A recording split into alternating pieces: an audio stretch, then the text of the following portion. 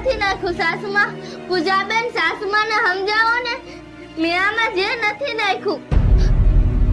આ તો મા દશામાની પ્રસાદી કહેવાય. જો આમાં કોઈ ઝેર નાખ્યું હોય ને તો એ અમૃત બની જાય.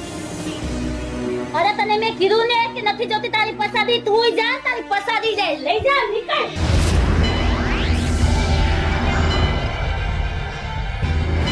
તને ખબર નથી તે કોની પ્રસાદીનું અપમાન કર્યું છે?